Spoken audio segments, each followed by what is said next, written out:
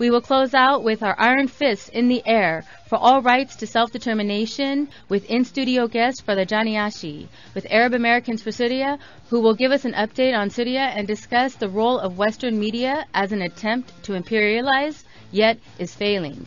Our music clip mix includes MLK, Zap Mama, Jimi Hendrix, Dwight Tribble, Dadisi Komalafe, Marcel Cartier, and Black Violin. Now ask yourself this question.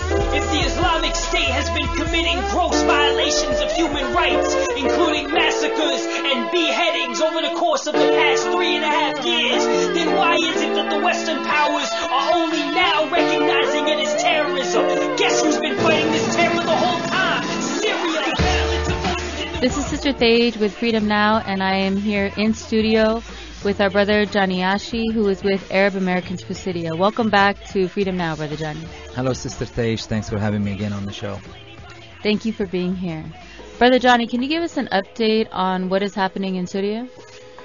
Sure. On the ground, Sister Thage, things are continue to look better. The Syrian army is getting closer to the city of Al-Bab, which is north of Aleppo, which is a major city under the control of ISIS. At the same time, however, the Turkish army is pushing from the north. The Turkish army is about 30 kilometers now inside Syrian land. And of course, they somehow, or seems to be meeting pretty soon inside the city of Al-Bab. The Syrian government today sent a letter to the United Nations condemning the Turkish involvement and the intervention in Syrian land. It will also might lead to conflict. Obviously, if you have two different fighting forces on the ground fighting for different reasons, eventually someone is going to be taking charge of the city of Al-Bab, and it would not be the Turkish government or its fighting forces. The Syrian army is determined to take control of all of northern Syria and finally, eventually, of course, eastern Syria, which is the last place for ISIS, Al-Raqqa. In the international arena, of course, we had a second round of talks the last couple of days in Astana, Kazakhstan, which is pretty much similar to the first round. Nothing really came about other than agreeing for the Geneva talks and agreeing that the political solution is the only solutions for the Syrian conflict. Now, we need to make sure to let the listening audience know that Syria is a sovereign nation. We believe in only the Syrian army protecting the cities. We have seen this happen repeatedly in different cities where they were under the control of ISIS and Nusra and different terrorist organizations, where the whole world was screaming foul that the Syrian army was entering the cities or burning the cities. In reality, after the cities were liberated, we never saw the Western media going into those cities and questioning or interviewing the populations there. It happened way back then in the beginning of the crisis in Homs, where Homs now enjoys a peaceful, relatively very calm and peaceful life. It just happened in Aleppo a couple of months ago, and we were on the show, we talked about it, where the U.S. media condemned and the Syrian army for liberating Aleppo pretty much. Hundreds of thousands of Aleppans have been liberated and reunited with their families in western Aleppo. And today Aleppo is living extremely calm times, the best time they've had in 4 years, where no more rockets falling on people's heads in western or eastern Aleppo. Finally, terrorism is completely been pushed out of the city, and thousands of Aleppans are returning to East Aleppo, which will be rebuilt. Of course, right now it's extremely cold there, and there is lack of energy, lack of fuel, lack of gas because of the crisis that Syria is living. But as soon as I think the weather permits, a lot of Syrians I speak with a lot of Aleppans who cannot wait to go back and rebuild their factories and reopen their shops and reopen their coffee shops. Aleppo deserves to live in peace, and you will see a year from now how Aleppo will come back, the jewel of the Middle East, and probably very soon the industrial capital again of the Middle East. Thank you, Brother Johnny. And our solidarity here from Freedom Now with the Syrian people and the right to self-determination. And so can you also kind of just discuss what has been going on with the media and propaganda war on Syria? You know, we talk about the war propaganda. We cannot come to the show here, Sister Thage, and not talk about the media. I think my very first interview here with Brother Didan, the late Brother Didan, we talked about the vicious war campaign against Syria, the media war campaign, this information campaign. That's what led Syria to where it is today.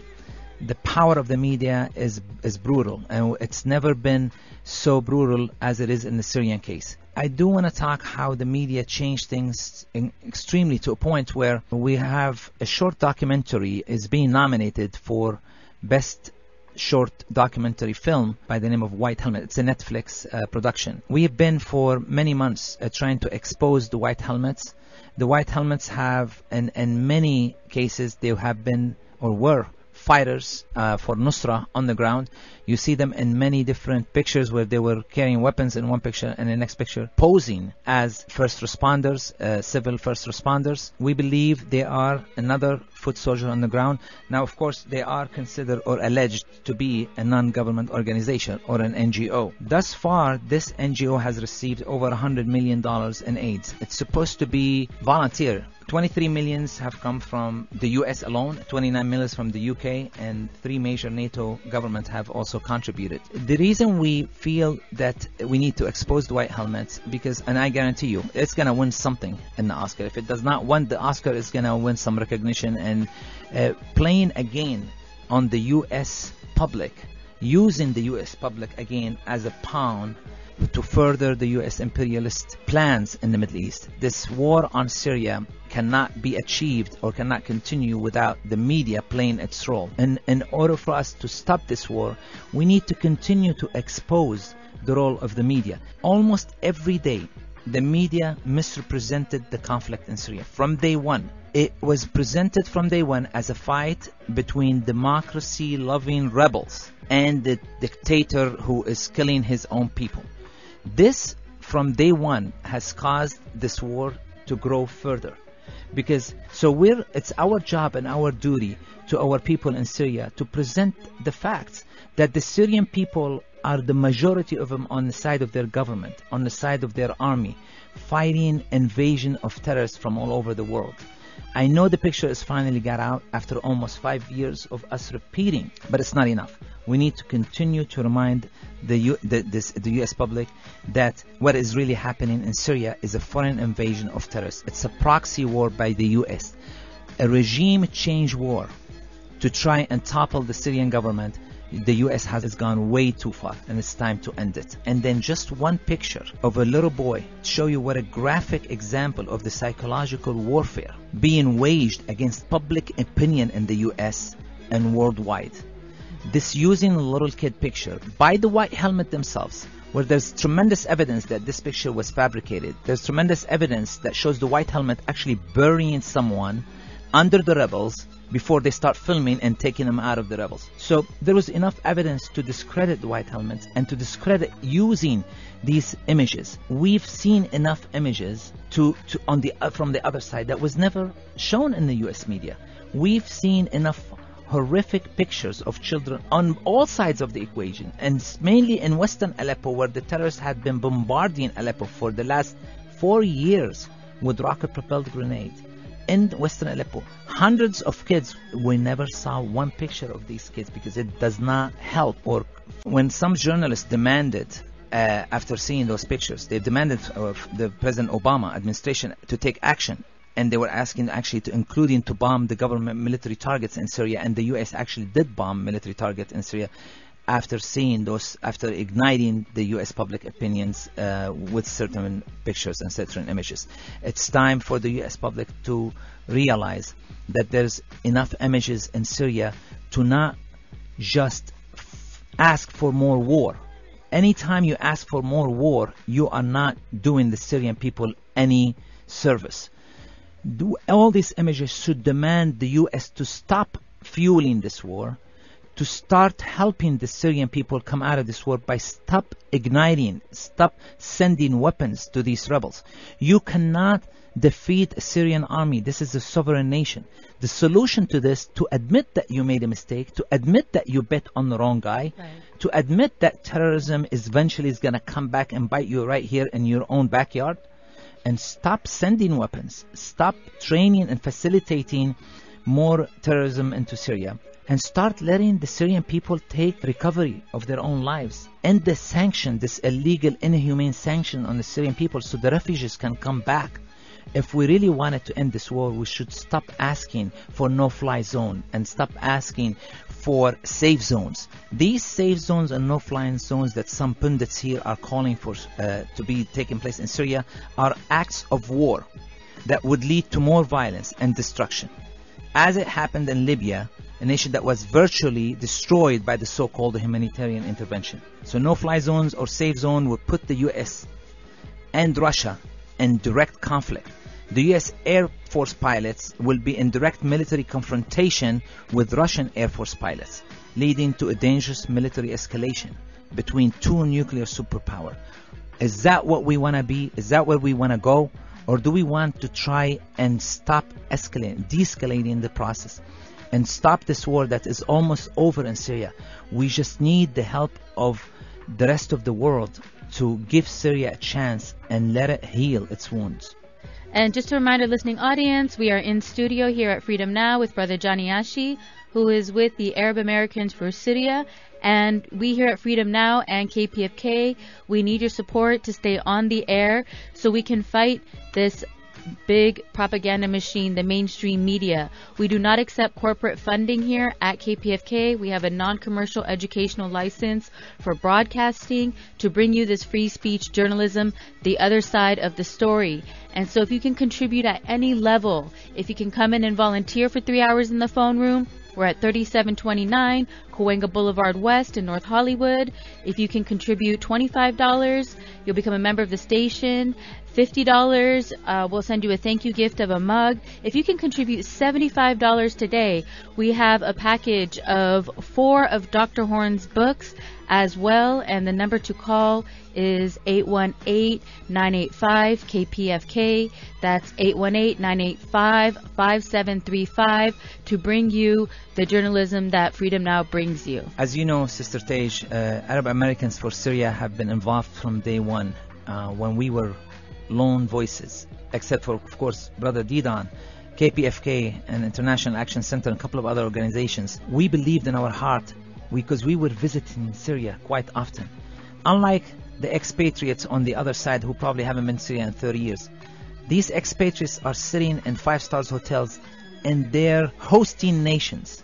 They're not true Syrian opposition because they represent France. If they're sitting in France, they represent England. If they're sitting in England, there's an American opposition, Syrian American opposition, who probably hasn't been to Syria in 30 years.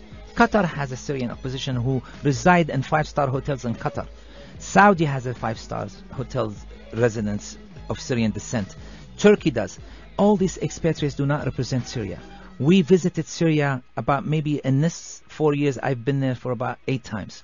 We know what the truth is. We come back from there trying to present the truth. We took many eyewitnesses down with us to Syria. 6-time Congresswoman Cynthia McKinney was there. Ramsey Clark was there. Brother Didan was there. International Action Center, Sarah Flanders was there. We came back. We did eyewitness report. They visited with Syrians from all walks of life.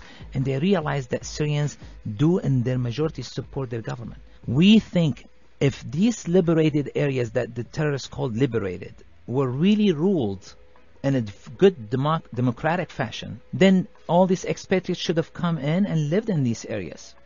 These rebels, wherever they rule, people flee. So when we bring eyewitness reports from Syria to tell the truth, we need to give them a chance. We just have an event with Eva Bartlett, an independent Canadian journalist who went on her own expenses, and she waited 1 month in Beirut just to get inside Syria. She went to Aleppo. She witnessed what took place in Aleppo. She was very pragmatic. She was very objective. She just told what she saw and how the people in the majority prefer to be protected by the Syrian government and the Syrian army rather than being under the rule of the terrorist groups. Why do we have to force upon them an illegal war, a proxy war of regime change, just so we can put a puppet dictator or a puppet column, whoever you want, who will serve the interest of the United States and rob the Syrian people of their wealth and their resources. I do have another friend, I would like to call her, prominent film actress and a prominent film maker, Carla Ortiz, who has been to Syria in the last 3 months, filming a documentary, a real documentary, and that I would love for Netflix or anyone else to actually produce for her. Amazing footage that she took from all over Syria, from Palmyra, from Damascus, from Suwaida, from Daraa, from Aleppo, from Homs. She's been all over. She will be with us here toward the end of this month. Carla Ortiz will be here in LA speaking on the humanitarian aspect of this war, of the suffering of the Syrian people, of what the U.S. is causing to these people intentionally. Hopefully we can get enough voices like her in order for us to affect the U.S. public opinion and try and end this war sooner than later. And again, Brother Johnny, it comes around back to the same question. Why target Syria? Syria has been targeted because of its historic roles. We spoke last week maybe about Arab nationalism, and Syria being one of the countries that always promoted Arab nationalism, something that the U.S. and the imperialist West does not want to hear about, because they're in the business of divide and conquer, not in the unite. Syria is being punished for its support of the Palestinian people and its support of the Palestinian resistance. Today, while the world is being distracted, and I emphasize the word distracted, by what ISIS is doing to the Syrian people, is being distracted by what's going on in Syria as we speak right now. And after being given the green light from Trump, the Israeli government right now is demolishing homes, uprooting olive trees, and grabbing Palestinian land, while inflicting an ever-increasing cascade of violence against the people of Palestine and the Palestinian people. The Palestinian struggle we should never forget to talk about. I know we sometimes get so busy with the Syrian conflict, but we need to understand why Syria is paying the price it's paying today, because of its position and its support to the Palestinian resistance. It's the lone last steadfastness castle left in the Middle East that's still demanding that the Palestinians get back to their homes, or at least still calling for a two-state solution. Syria is not a vicious or a dangerous country. It's a peaceful country. We would love to have peace with all our neighbors, but we will only accept just peace when the Palestinian rights are given back, when Palestinians decide that they will want to have peace, when there is a two-state solutions, a peaceful and just solution to the conflict. Syria will be the first one at the table. But until then, as long as the Palestinian rights are being raped and being taken away, we will still stand tall for Palestinian rights. We supported the Lebanese resistance in South Lebanon against a brutal occupation. Right on, brother. Any closing words? Also, one last thing I need to say to the listeners of KPFK. Please call in, phone in, make some donation to KPFK, to this program in particular. KPFK has been on the side of Syria from day one. We could not find one single podium to speak out when we were offered here, and our voice has been heard in the last 5.5 years, and we know that it made some positive difference. We're not saying that we have the only truth, but it is part of every story to hear both sides of the equation. KPFK always lets you hear both sides of the stories and let you make the decision on your own, versus then just send you fake news days in and days out. Please phone in, call into the station, make a donation. No matter how small the donation, it can help. And the number to call is area code 818-985-KPFK. That's 818-985-5735. And if you wanted to get the 4-pack as well of Dr. Gerald Horn's books, one on Zimbabwe, Haiti, Cuba, and the Watts Uprising, all four for a pledge of $75 to the station. He will inscribe and dedicate it to a loved one. And again, the number is 818-985-KPFK, 818-985-5735. And we thank all those who made today's program possible. And as always, we stand ready for revolution.